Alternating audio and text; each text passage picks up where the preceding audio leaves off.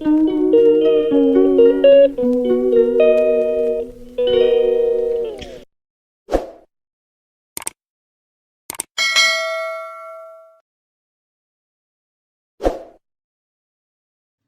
वालेकुम, welcome back to my channel and welcome to my new blog. तो कैसे हैं आप सब लोग? उम्मीद करती हूँ आप सब खैरियत से होंगे। तो स्टार्ट करते हैं आज का न्यू ब्लॉग। और आज के ब्लॉग में मैं आपके साथ एक बहुत ही ज़बरदस्त सी रेसिपी शेयर करूँगी, जो कि एक स्वीट डिश की रेसिपी है। और मैं उसको पूरे टिप्स और ट्रिक्स के साथ आपको बताऊँगी कि किस तरह से आप वो रेसिपी बिल्कुल परफेक्ट बना सकते हैं। तो मेरे साथ रहिएगा और इस व्लॉग को पूरा देखिएगा। और अगर ये रेसिपी पसंद आ जाए तो फिर मेरे चैनल को भी सब्सक्राइब कीजिएगा। तो जो रेसिपी मैं आपके साथ आज शेयर करने वाली हूँ, ये रेसिपी का नाम तो मैंने बहुत सुना था, लेकिन मैंने इसको ट्राई नहीं किया था और ना ही टेस्ट किया था। तो इसको मैंने एक जगह पे टेस्ट किया तो मुझे ये बहुत ही ज़्यादा पसंद आई थी। तो फिर मैंने इसकी रेसिपी यूट्यूब से देखी और फिर मैंने इसको खुद से ट्राई किया। तो चलें जी, स्टार्ट करते हैं इस रेसिपी को। तो सबसे पहले इसके जो जो ढेर सारे इंग्रेडिएंट्स हैं ना, तो इनको देख के आपने डर नहीं जाना।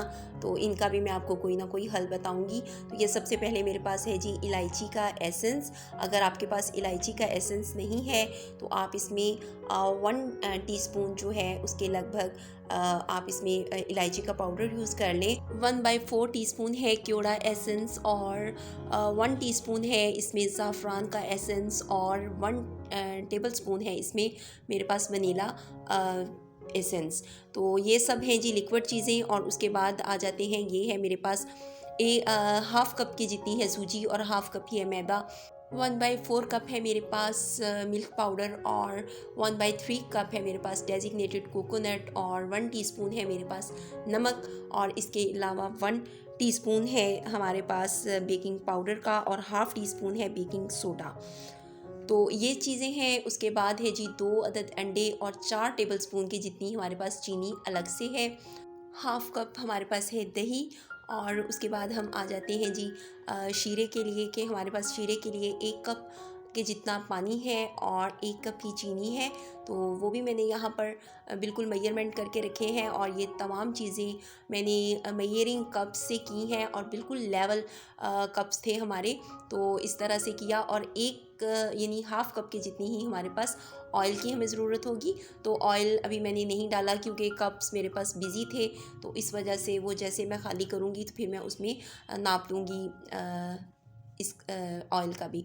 तो यहाँ पर जी सबसे पहले हम शीरा बनाएंगे। तो शीरे के लिए 1 कप चीनी और 1 कप ही पानी ऐड कर देंगे। और साथ ही इसमें वो जो ज़ाफ़रान और इलायची और इसके अलावा लेमन जूस भी हमें चाहिए यहाँ पे 1 टेबल स्पून। तो ये सब चीज़ें जो है ना वो इसमें ऐड कर देनी है। तो अगर आपके पास ये एसेंस वगैरह नहीं है तो कोई बात नहीं, ये आप स्किप कर दें। यानी अगर केवड़ा एसेंस भी नहीं है, लेकिन लेमन जूस इसमें ज़रूर ऐड करिए, क्योंकि लेमन जूस जो है ना वो क्रिस्टल नहीं बनने देगा। तो इसलिए इसका इस्तेमाल ज़रूरी है। तो शीरा हमें बस यही बनाना है कि हमें चीनी को मेल्ट करना है, यानी कोई 1 तार या 2 तार का शीरा नहीं बनाना। तो इसमें मैंने केवड़ा एसेंस यानी अपनी मर्ज़ी से ऐड किया है। आपके पास हो तो आप करें, नहीं है तो ना करें। और साथ ही इसमें ज़ाफ़रान का जो एसेंस था वो भी ऐड किया और इलायची का एसेंस भी ऐड किया। तो इससे एक बहुत ही ज़बरदस्त सा फ्लेवर जो है ना वो हमारे शीरे में भी आ जाएगा। तो बस इसको मिक्स करके पकाना है और उसके बाद इसको रख देना है साइड पे। अब आ जाते हैं हम दूसरी तरफ। तो सबसे पहले तो हम इसमें ड्राई इंग्रेडिएंट्स डालेंगे। तो इसमें सबसे पहले मैं ऐड कर रही हूँ कोकोनट। और उसके बाद मैं इसमें ऐड कर रही हूँ मिल्क पाउडर। और कोकोनट मैंने आपको बताया कि ये मेरे पास है 1/3 कप और 1/4 कप है मिल्क पाउडर का और 1/3 कप डेजिग्नेटेड कोकोनट है। उसके बाद 1 टीस्पून है हमारे पास बेकिंग पाउडर और हाफ़ टीस्पून है बेकिंग सोडा का। और हाफ़ कप है हमारे पास सूजी और मैदा के। तो इन सब ड्राई चीज़ों को इसी के अंदर मैंने नमक भी ऐड कर दिया है। तो नमक ऐड करना ज़रूरी है, तो वो भी थोड़ा सा ऐड कर दें। और चीनी के जो 4 टेबलस्पून थे ना, वो भी हमने इसी के अंदर ऐड कर दिए।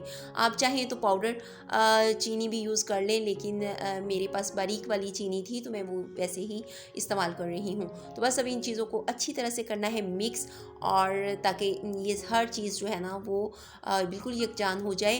तो इनको अच्छे से मिक्स करके हम एक बार साइड पे रख देंगे और फिर आएंगे हम अपनी दूसरी प्रिपरेशन की तरफ।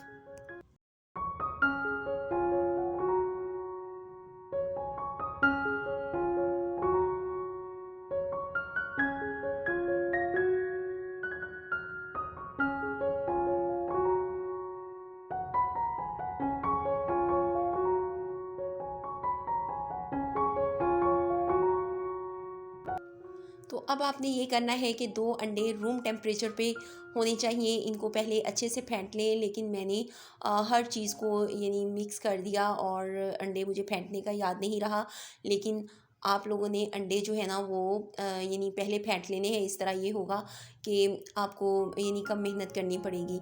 तो अंडे, और इसके साथ ही इसमें हमने वनीला जो एसेंस था ना वो भी इसमें ऐड कर देना है, और साथ में इसमें हाफ़ कप हमने जो दही रखी थी वो भी ऐड कर देनी है, और साथ ही हाफ़ कप इसमें ऑयल का भी ऐड कर देना है। और फिर बस इन चीज़ों को अच्छे से मिक्स करना है, यानी बिल्कुल यकजान कर लेना है। तो इसके लिए किसी बीटर वगैरह की ज़रूरत नहीं है, बस वो जो हैंड विस्कर होता है ना उसकी मदद से ही आप इसको अच्छे से बीट कर सकते हैं। तो ये बर्तन मुझे थोड़ा छोटा लगने लग गया था, यानी जब मैं फेंट रही थी ना तो मुझे लगा कि ये बर्तन छोटा है, तो फिर मैंने इसको किसी बड़े बर्तन में शिफ्ट कर लिया, और फिर मैंने इसकी अच्छे से इसको यानी फेंटी लगाई और इसको बिल्कुल अच्छे से मैंने यकजान कर लिया। तो इसके बाद जी हमने शीरा तैयार करके मैंने रख दिया है, और इसके साथ ही आप सांचा भी तैयार कर लें, जिसमें यानी अभी तक मैंने आपको रेसिपी का नाम तो बताया ही नहीं। तो बहरहाल जी ये रेसिपी मैं बना रही हूँ बासपोसा। तो बहरहाल बहुत ही सिंपल सी रेसिपी है, तो इसमें कोई ऐसी मुश्किल नहीं है। इंग्रेडिएंट्स ये मोस्टली हमारे घरों में होते ही हैं। और मुझे ये वाला यानी जो बासबोसा है ना ये किसी भी केक से ज़्यादा पसंद है। और मैंने बहुत ही दिनों के बाद आज मीठा खाया है, यानी काफ़ी दिनों से मैं मीठा नहीं खा रही थी। तो आज मैंने ये केक मुझसे इतना अच्छा मैंने बनाया कि मुझसे रहा नहीं गया, और मैंने इसके 1-2 पीसेस खा ही लिए। तो बहरहाल यहाँ पे मैं इनको फेंट चुकी हूँ, यानी इन सब जो भी हमारे पास लिक्विड फॉर्म में चीज़ें थी इनको मैंने अच्छे से यकजान कर लिया है। और अब हम करेंगे इस तरह के इन चीज़ों को वो जो हमने ड्राई चीज़ें मिक्स करके रखी थी ना, तो उसमें बस इसे अच्छे से मिक्स कर देना है। तो सांचा तैयार करने के लिए मैं तो सिंपल जो भी सांचा होता है ना मेरा, उसके नीचे मैं ऑयल लगा लेती हूँ, और थोड़ा सा उसमें फ्लोर यानी मैदा वगैरह थोड़ा सा उसमें स्प्रिंकल कर देती हूँ। और मैं बटर पेपर वगैरह नहीं लगाती। बटर पेपर मेरे पास है, लेकिन वो बस जब काम वैसे ही चल जाता है बटर पेपर के बगैर ही, तो फिर बटर पेपर की ज़रूरत नहीं है। तो ये सारी चीज़ें जी अब मैंने इसमें मिक्स कर दी हैं, और अब इसको प्यार प्यार से हमने बिल्कुल अच्छे से मिक्स कर लेना है। और मैदा सूजी वगैरह इसको आप इस्तेमाल से पहले अच्छे से छान लें, तो ये ज़्यादा बेहतर है, क्योंकि ये थोड़ा सा फ्लफ़ी हो जाता है, यानी एयर वगैरह निकल जाती है ना मैदे और सूजी में, तो वो सही हो जाता है, थोड़ा ठीक हो जाता है। तो बस इन चीज़ों को अब मैं करूँगी अच्छे से मिक्स, और उसके बाद फिर हम इसको मैं इसको बना रही हूँ आज पैन में।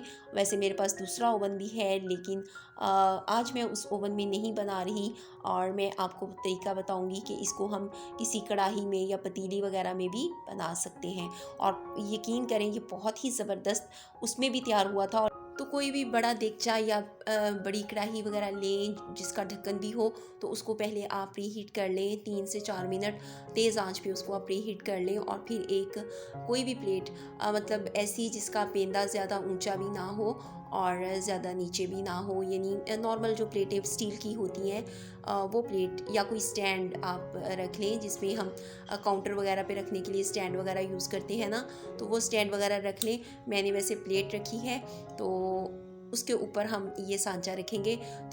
तो ये सांचा भी मैं आपके सामने ही तैयार करूँगी। तो इसमें मैं 1 टेबलस्पून के जितना ही ऑयल डालूँगी और बस इसको मैं अच्छे तरीके से, यानी इसकी जो वॉल्स वगैरह हैं और जो इसका पेंदा है ना, अच्छे तरीके से उसको हम फैला लेंगे। और फिर थोड़ा सा मैं इसके ऊपर मैदा डस्ट कर दूँगी बस।